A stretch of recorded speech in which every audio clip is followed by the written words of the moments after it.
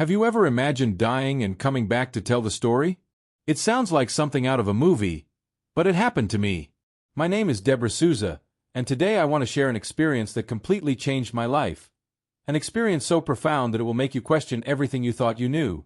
Before my near-death experience, I was a dedicated nurse, always focused on caring for others.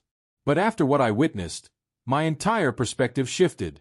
Today, I serve as a minister in a church in Annapolis, Goiás, and I feel compelled to share my story with you.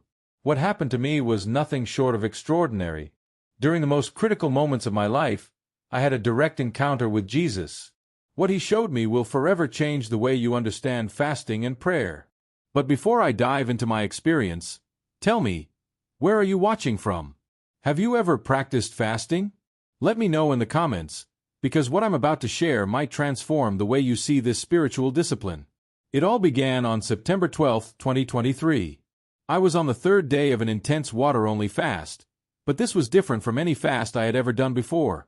From the very start, I felt a deep and urgent calling from the Holy Spirit, something beyond my understanding.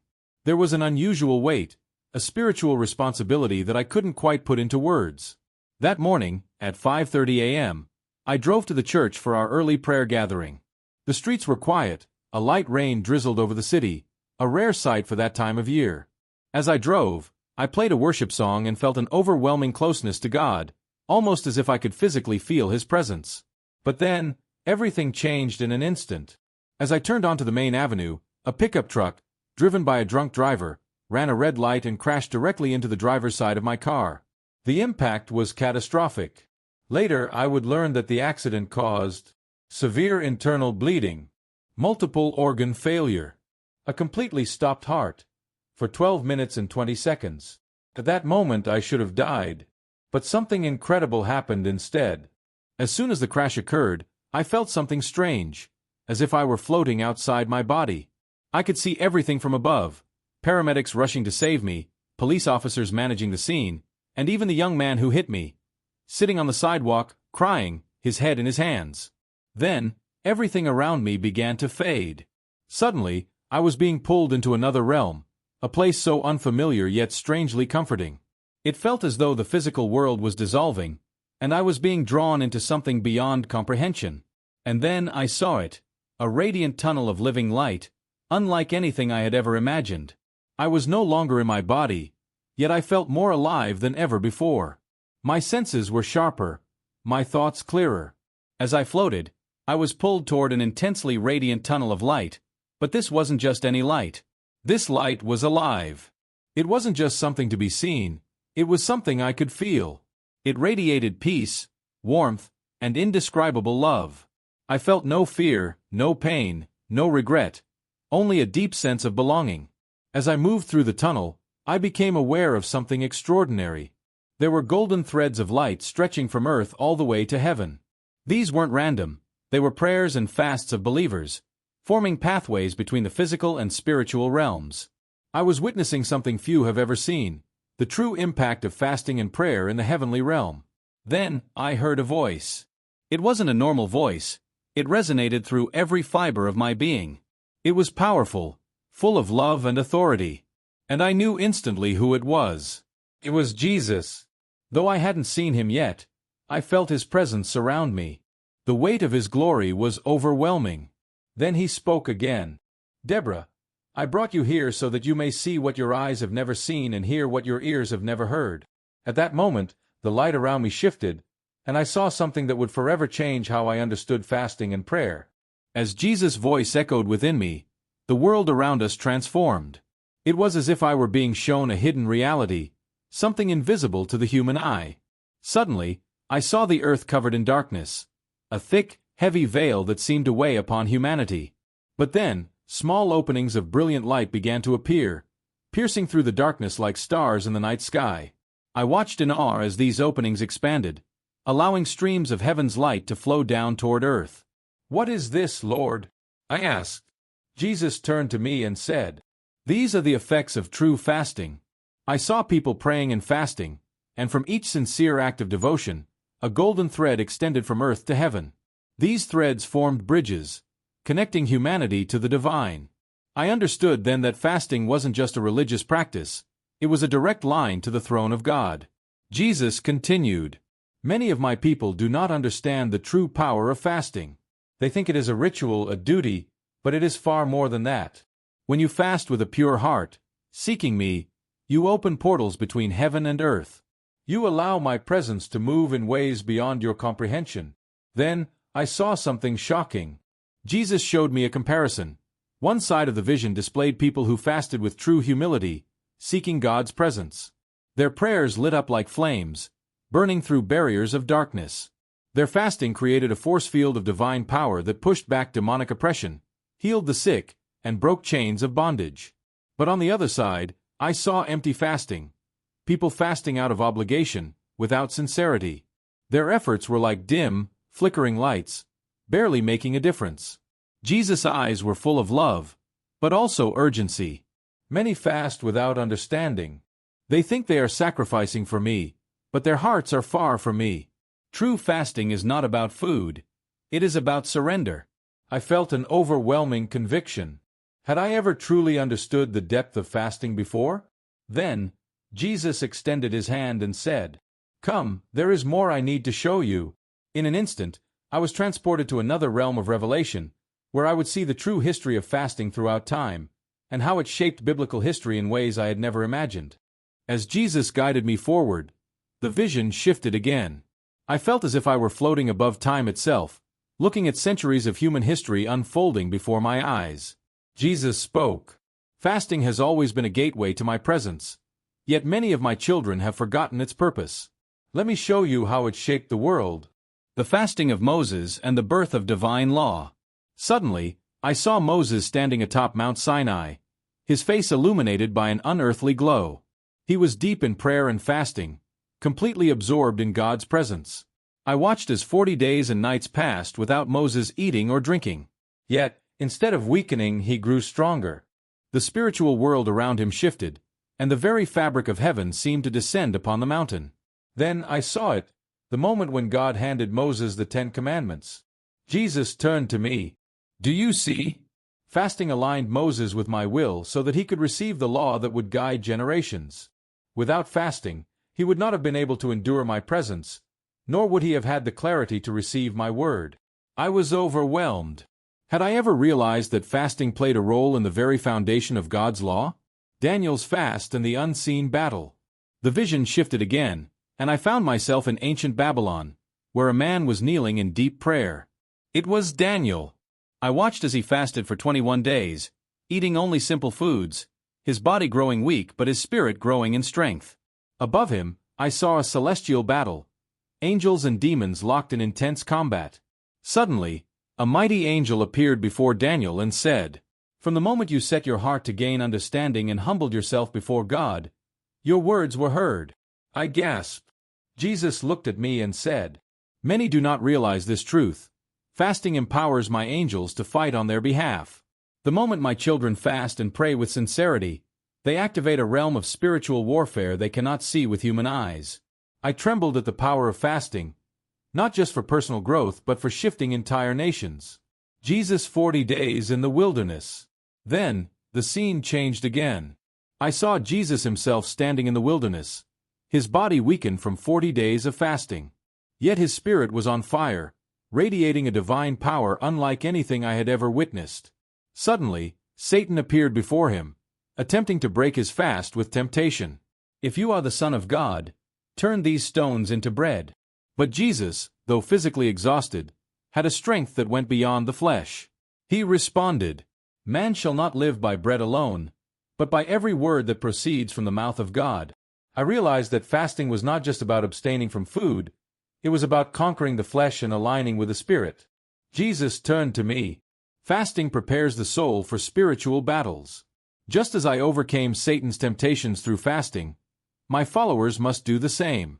Those who master their physical hunger gain authority over deeper spiritual battles." I was shaken. How many times had I underestimated the true power of fasting? A vision of the future church. Then, Jesus showed me something that made my heart pound.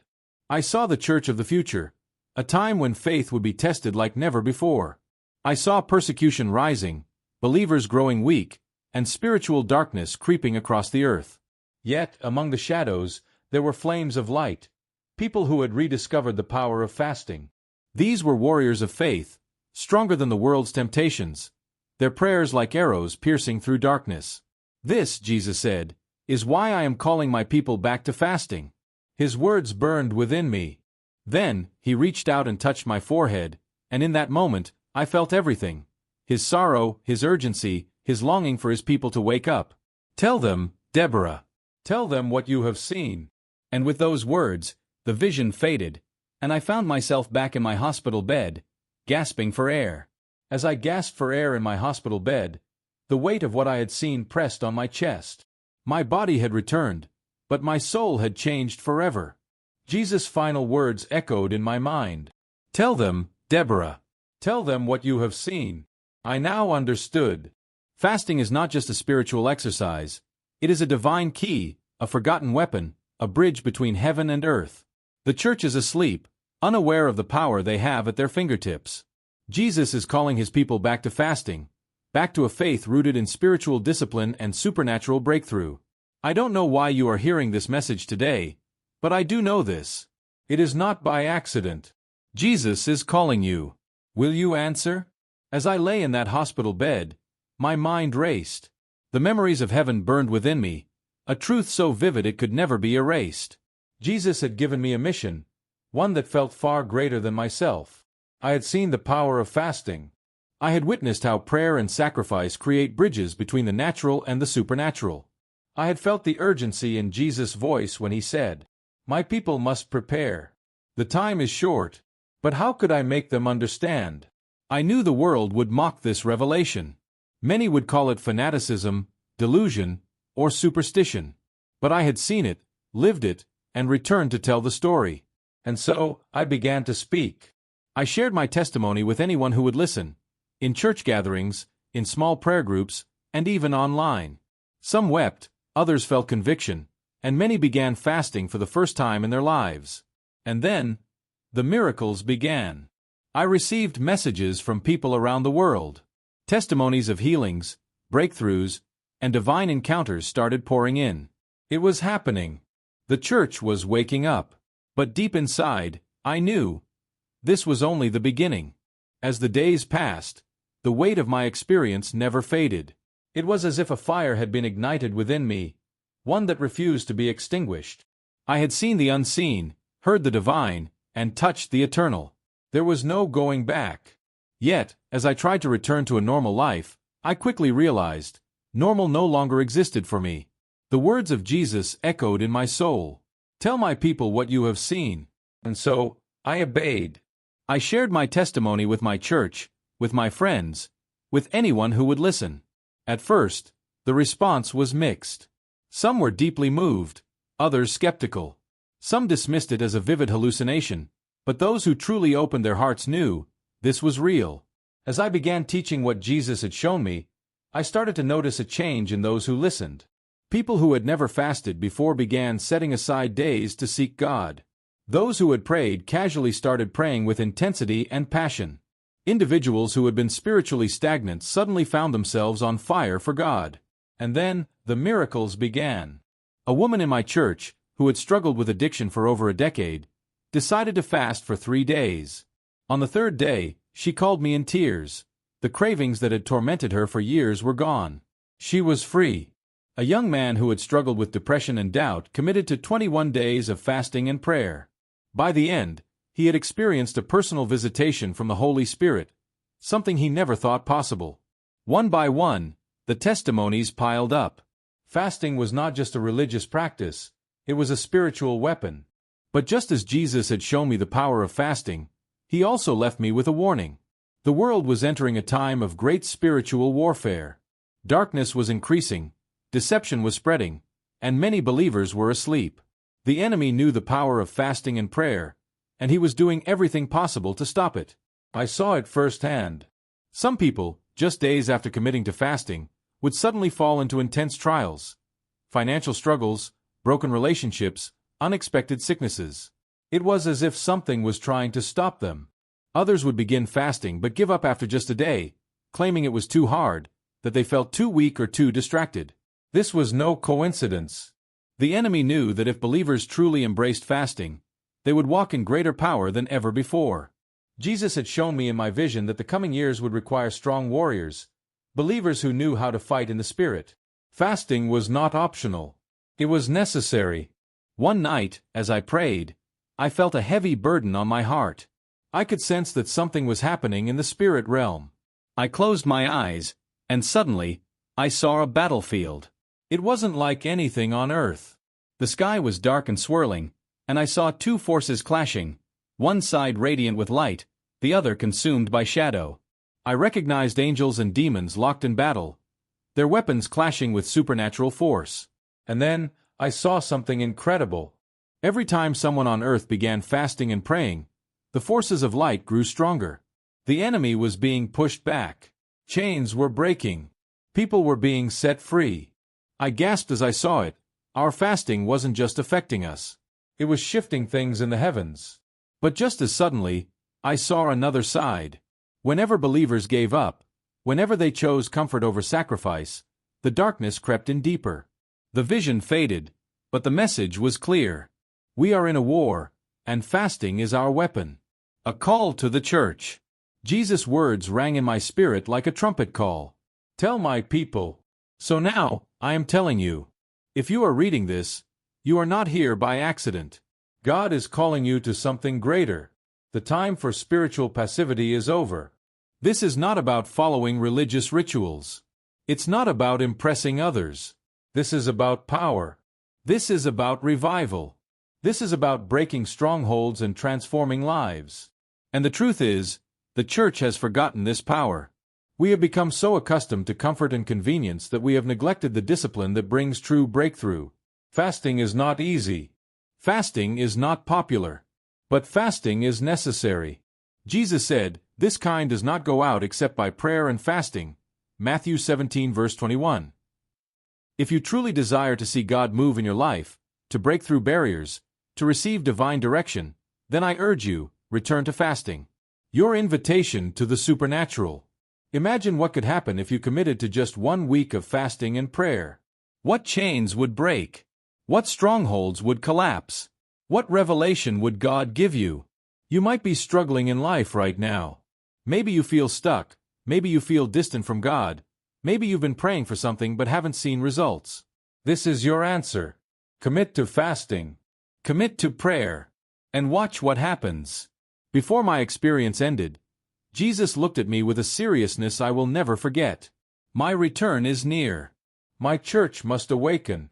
These words have stayed with me every single day. And so, I ask you, are you ready? Will you answer the call? Because time is running out.